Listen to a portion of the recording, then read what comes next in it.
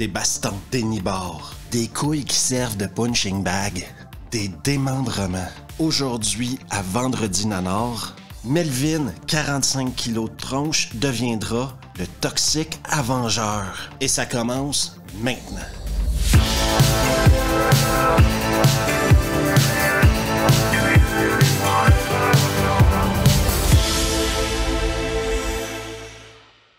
La pollution, l'inévitable déchet de la production de la société moderne. Le film commence par une narration qui nous explique que la pollution est l'ennemi numéro 1 de la société.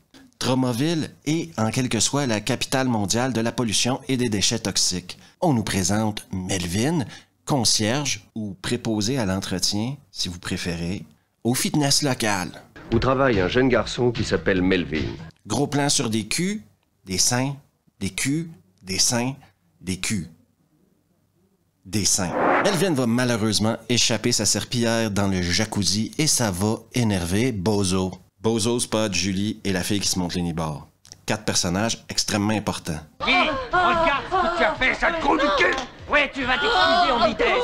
Et le pote de Bozo, Slug, va lui donner un conseil. Peut-être un conseil de vie. C'est dur à évaluer. J'essaie de jamais écouter les conseils des mecs qui, dans un fitness, ont une clope à la gueule et en foutent pas une. Il y a seulement un muscle dont tu dois t'occuper. Apparemment, Bozo et Slug s'amusent à tuer des gens en voiture le soir. Et apparemment, ça chauffe sa meuf au max. Je peux venir la prochaine fois que toi et Bozo sortirez en voiture. Si tu veux, si ça te plaît. Et leur connerie de tuer des mecs en bagnole a même des règles. Mais les portoricains, ils valent 30 points. Et le soir venu, ben, ils vont tuer un gamin 2 fois. Parce que la première fois, il était pas assez mort. Oh non! Le gosse remue toujours! Inquiétez-vous pas, c'est un melon d'eau avec une perruque.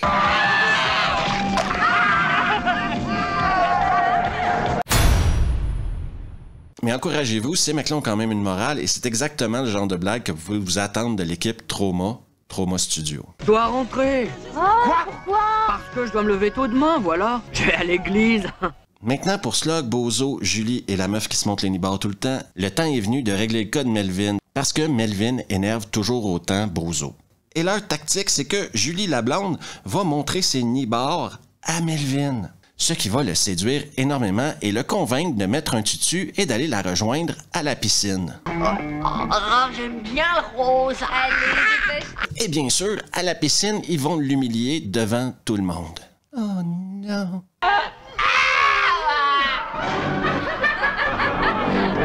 Et en voulant s'enfuir de cette humiliation-là pourchassé par la meute, il va sauter d'une fenêtre dans des déchets toxiques.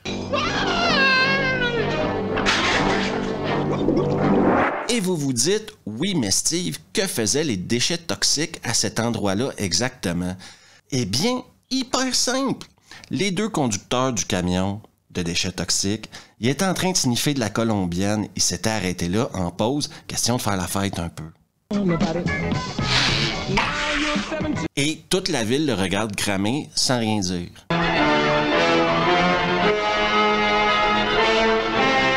Le soir, la transformation de Melvin en Toxic Avengeur commence enfin. Et sincèrement, les effets spéciaux sont pas mal du tout, quoi. Pour un film de série B à si petit budget.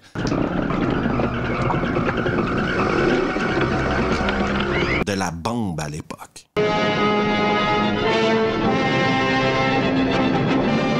Toxic Avenger est maintenant né. Tant aussi longtemps qu'il n'aura pas réglé des problèmes de crime, on pourra pas vraiment l'appeler l'Avengeur. Donc c'est le temps pour lui de trouver des crimes. Apparemment, tout le long du film, moi je prends pour acquis que Toxic l'Avengeur a un pouvoir spécial. Peut sentir le crime à distance. Ou sentir les criminels de loin. Si vous vous mettez ça dans la tête, ça aide à accepter ce qui se passe dans le film. Sa première intervention en tant qu'Avengeur sera contre Cigar Fêlé, un de ses potes Clodo et un mec à la sexualité ambiguë. Vous vous demandez, mais pourquoi s'appelle-t-il Cigar Fêlé? Excellente question. Regarde, tu vas savoir pourquoi on m'appelle Cigar Fêlé. Et là, l'Avengeur, il a pas vraiment de temps à perdre. Il va commencer par péter un nez. Ensuite, il va crever des yeux.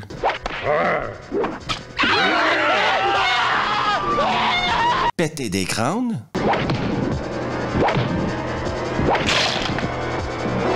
utiliser des couilles comme un punching bag et foutre une chasse de Dieu à cigare fêlé. Je t'aurai, mon beau monstre, tu verras ça! Salut toi qui regarde Vendredi Nanor. Pourquoi ne pas t'abonner juste ici? Hein? Pourquoi? Fais-le donc. J'attends.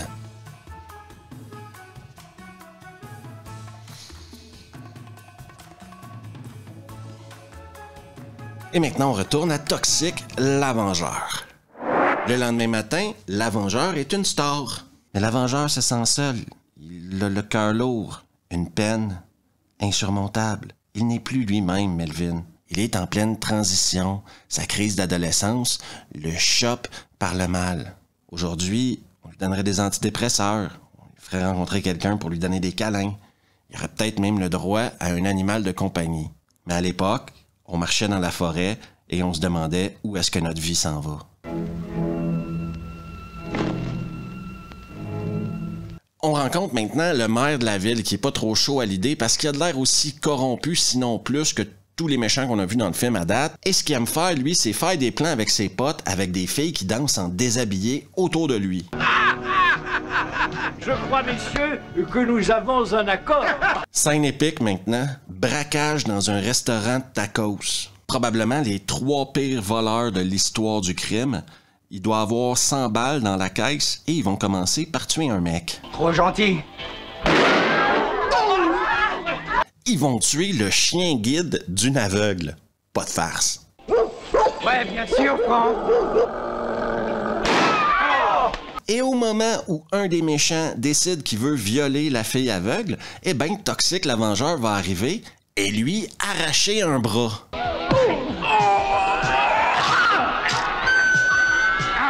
Un des mecs va sortir des nunchucks. Ça marche pas avec les nunchucks, trouve un katana qui traîne sur le mur du restaurant de tacos parce que c'est reconnu que dans des restaurants mexicains, il y a beaucoup d'artefacts japonais. Le katana ne marche pas plus. Un fini en milkshake. Un autre fini dans la friteuse. C'est tout! Non! Et le troisième, la tête dans le four à pizza. Non! Non! Toxic, ça reste Melvin en dedans de lui. Il va aider l'aveugle. Il va l'amener chez elle. Toxic serait-il un dur au cœur tendre? Revenons aux choses sérieuses. Quelqu'un vend de la drogue dans le fitness. Et la drogue, c'est mal.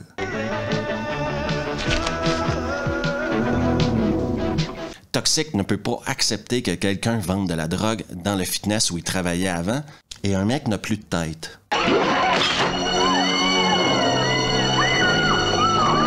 Maintenant qu'il a réglé le problème du vendeur de drogue, il doit maintenant s'attaquer au problème de la copine à Slug. Vous vous souvenez de la copine à Slug qui était toute excitée à l'idée de tuer des gamins? Vous vous souvenez de la copine à Slug qui se monte les nibards à gogo? Vous vous souvenez de la copine à Slug qui a participé à l'humiliation de Melvin?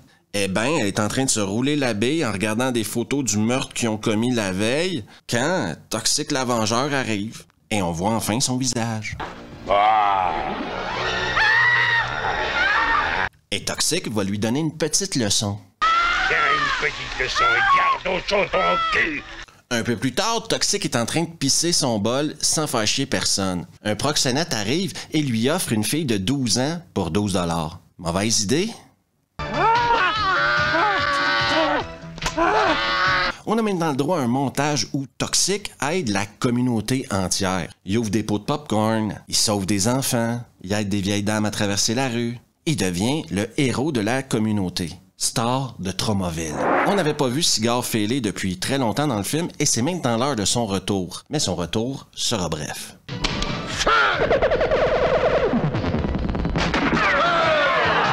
Maintenant, c'est l'heure du repos pour Toxic l'Avengeur après toute cette vengeance-là qui vient de semer dans la ville. Un gars a le droit de se reposer un peu. Et on aura le droit à une des plus belles histoires d'amour de l'histoire du cinéma. Une aveugle et Toxic l'Avengeur. Et si vous vous posez la question, oui, il va la niquer. rassasié par tout l'amour que la fille aveugle lui a donné, c'est au tour de Julie d'avoir Toxic la Vengeur au cul. Julie, je vous le rappelle, c'est elle qui a participé à son humiliation et la copine de Bozo. Devinez quoi?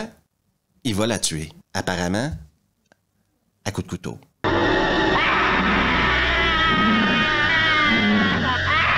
Il reste maintenant plus que le cas de Slug et Bozo à régler.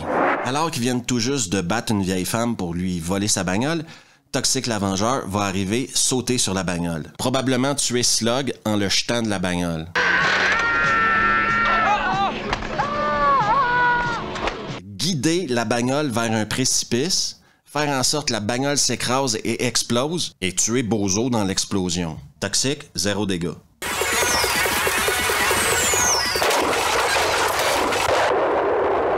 On commence à penser en tant que spectateur que la violence attire la violence, voyez-vous. On va voir une naine à son pressing et on va voir Toxic presser la naine. Et on croit que la naine est toute innocente et que Toxic est en train de devenir fou. Mais en réalité, la naine n'était pas si innocente que ça. Elle participait au trafic des blanches. Appartenait à la pègre, et en fait c'était le cerveau d'un réseau de traite des planches rouillées. Et c'est pour ça que je crois que Toxic la Vengeur a un pouvoir particulier qui lui permet de sentir le malice chez les gens. Et le maire veut maintenant Toxic la Vengeur mort. Il aime pas du tout l'idée qu'il s'attaque à toute la corruption et il sait très bien qu'il est le prochain. Mais le sentiment dans la ville est que Toxic la Vengeur est la meilleure chose qui ne soit jamais arrivée à Traumoville depuis l'introduction de Traumoville. Et même si le maire appelle des renforts, le gouverneur, la garde nationale, tout sauf des hélicos. Je pense qu'à l'époque, le film n'avait pas le budget.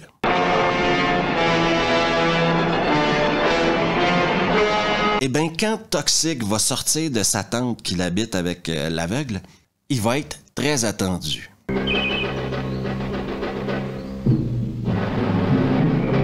Mais la morale de ce film-là, c'est que l'amour domine tout. Et les habitants de Traumoville vont prendre la défense de Toxic la Vengeur. Vous ne lui faites rien, c'est un héros!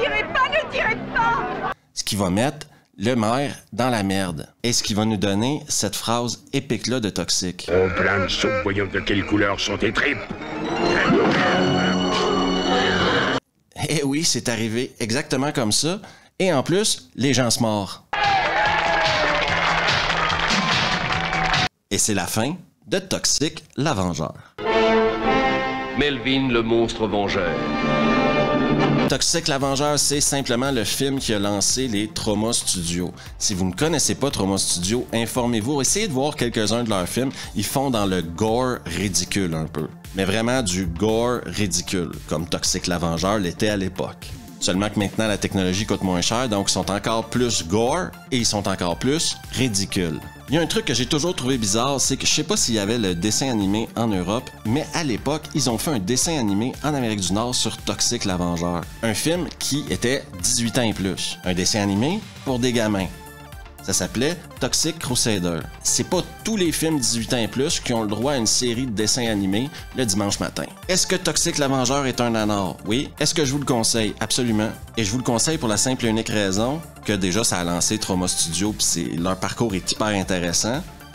Et ensuite parce que c'est tellement surjoué, du gore qui sert à rien, on arrache des bras, on arrache des têtes, on essaye de violer une aveugle.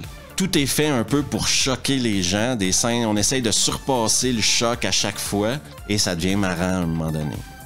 Ça devient marrant très vite même, je vous dirais. Si vous êtes quelqu'un qui se choque facilement, eh ben c'est clairement pas un film pour vous. Mais si vous êtes capable de voir la nuance, puis le 2e et 3e degré, vous allez passer un très bon moment.